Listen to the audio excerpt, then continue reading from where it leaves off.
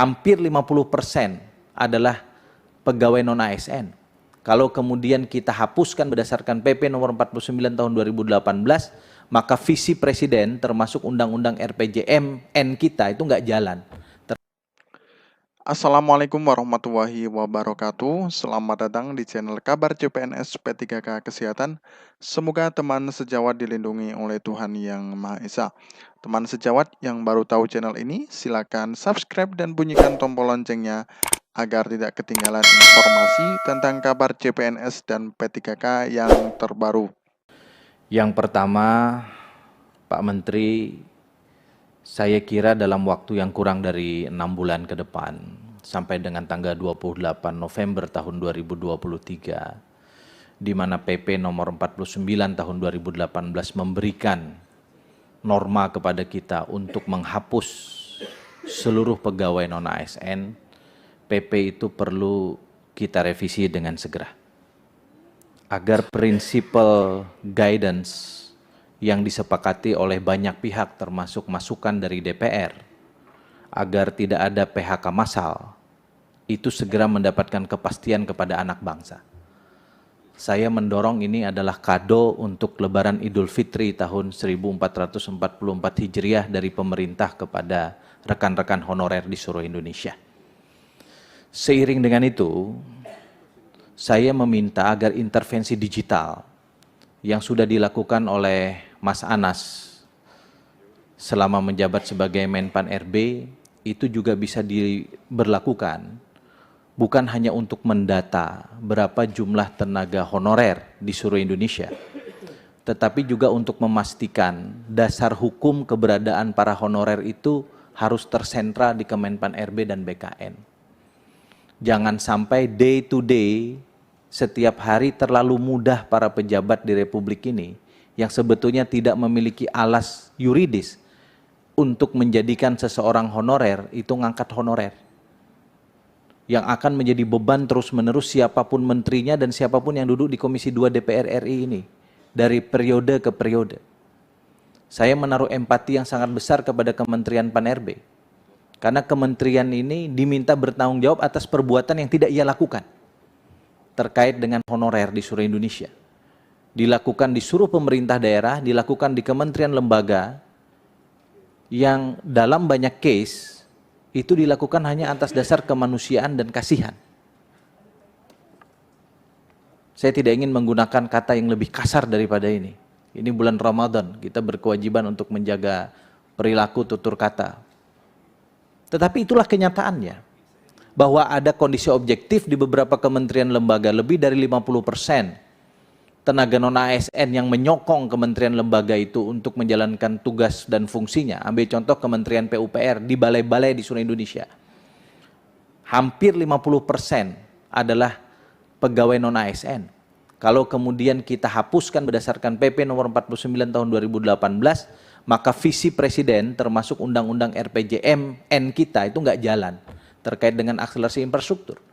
Tetapi di banyak tempat kita juga tahu ada sarjana yang tidak matching dipaksakan bekerja pada pos-pos tertentu yang pengangkatannya tidak didasarkan pada ketentuan peraturan perundang-undangan yang benar.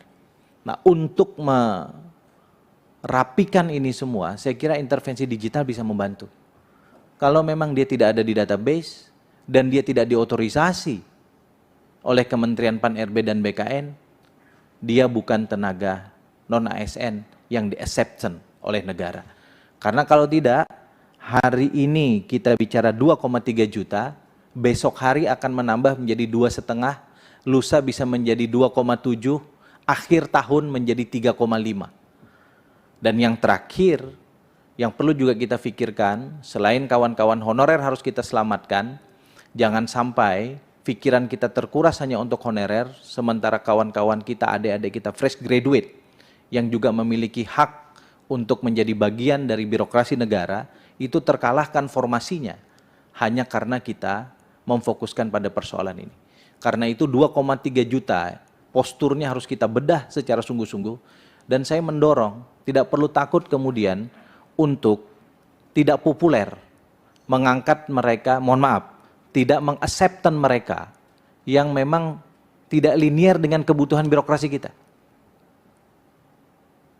Karena itu juga adalah hak bagi kawan-kawan yang lain di luar non-ASN untuk masuk dalam birokrasi kita.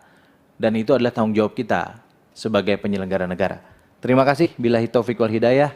Assalamualaikum warahmatullahi wabarakatuh. Waalaikumsalam. Oke teman-temanku sekalian yang berbahagia, ini ada sebuah informasi teman-teman ya, langsung dari website Komisi 2 DPR RI, dukung revisi PP tentang manajemen P3K, Rifki Nizami ya, bisa jadi kado lebaran untuk rekan-rekan honorer Indonesia teman-teman ya.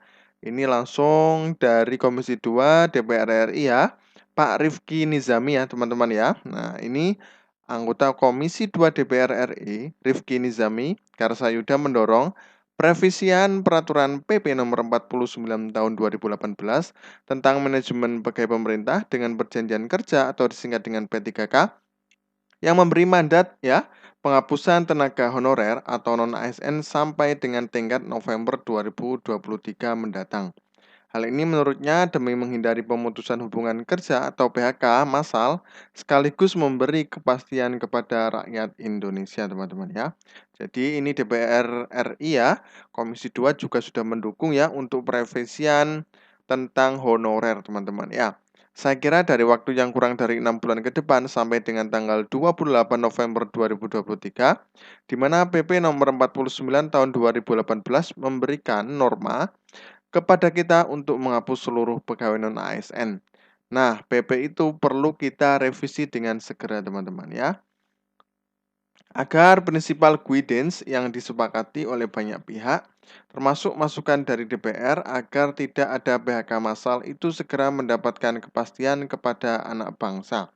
Nah, saya mendorong ini adalah kado untuk Lebaran Idul Fitri 1444 Hijriah dari pemerintah untuk rekan-rekan honorer di Indonesia, teman-teman ya.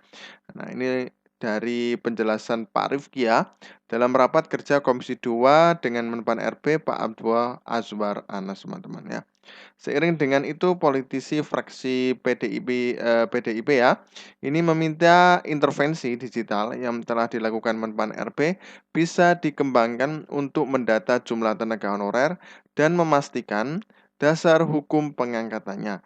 Jangan sampai day to day setiap hari terlalu memudah para pejabat di Republik ini yang sebenarnya tidak memiliki alas yuridis untuk menjadikan seorang honorer itu ngangkat honorer yang akan menjadi beban terus-menerus. Siapapun menterinya dan siapapun yang duduk di Komisi 2 DPR RI ini dari periode ke periode sambungnya teman-teman ya. Rencana penghapusan honorer ini juga menurut review bertentangan dengan visi Presiden terkait Undang-Undang Rencana Pembangunan Jangka Panjang Nasional ya atau RJPN, kenyataan bahwa ada kondisi objektif di beberapa lembaga. Lebih dari 50% tenaga non-ASN yang menyokong kementerian lembaga untuk menjalankan tugas dan fungsinya. Ambil contoh Kementerian PUPR di seluruh balai-balai di Indonesia, hampir 50% adalah pegawai non-ASN teman-teman ya. Jadi honorer ini banyak menyokong di semua lembaga teman-teman ya yang ada di pemerintahan Indonesia teman-teman. Kalau kemudian kita hapuskan ya honorer berdasarkan PP nomor 49 tahun 2018, maka visi Presiden termasuk Undang-Undang RPJPN ya kita itu enggak jalan teman-teman ya. Karena memang sudah ada proyek ya RPJPN tentang pembangunan jangka panjang yang nantinya buat seluruh Indonesia yang nantinya akan tersistematis teman-teman ya. Nah, untuk itu Rifki meminta Menpan RB bersikap tegas pada honorer yang tidak terdata dan memfokuskan pada intervensi digital yang dinilainya dapat mencegah pertumbuhan honorer yang tak terkendali. Saya kira intervensi digital bisa membantu kalau memang dia tidak ada di database dan tidak diotorisasi oleh Kementerian RB dan BKN, maka dia bukan tenaga non-ASN yang diasubstance oleh negara. Nah, karena kalau tidak hari kita bicara 2,3 juta, besok hari akan menambah 2,5 juta jadi 2,7 juta, akhir tahun jadi 3,5 juta teman-teman ya. Jadi ini dari Pak Rifki Nizami ya, ini istilahnya jangan sampai yang tidak terdata dengan BKN ya maupun Menpan RB itu jangan didata. Soalnya kenapa? Karena tidak fokus pada intervensi digital. Nah, seperti itu teman-teman ya. Jadi seharusnya kalau 2,3 juta ya yang sudah terdaftar dengan validasi yang sangat selektif ya. Nah, itu seharusnya itu saja. Jangan sampai besok lagi menambah, besok lagi menambah. Nah, itu makanya takutnya ada data-data siluman yang masuk teman-teman. Ya, lanjut teman-teman ya. Di akhir, Legislator Dapil Kalimantan Selatan 1 ini meminta Menpan RB untuk bisa membedah postur 2,3 juta formasi honorer yang ada saat ini. Namun, kemudian harus bisa tetap memperhatikan fresh graduate karena mereka juga memiliki hak yang sama dalam dunia kerja di birokrasi negara, teman-teman ya. Oleh karena itu 2,3 juta, posturnya harus kita bedah. Maka saya mendorong untuk tidak takut untuk kemudian tidak populer, untuk tidak menacceptance mereka yang tidak linear dengan kebutuhan birokrasi kita. Karena itu juga hak bagi kawan-kawan yang lain di luar non-ASN untuk masuk dalam birokrasi kita, dan itu adalah tanggung jawab kita sebagai penyelenggara negara, teman-teman ya.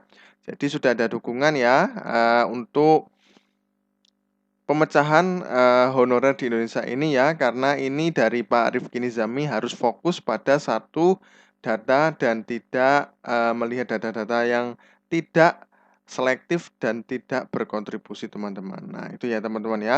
Mudah-mudahan bermanfaat. Terima kasih. Wassalamualaikum warahmatullahi wabarakatuh.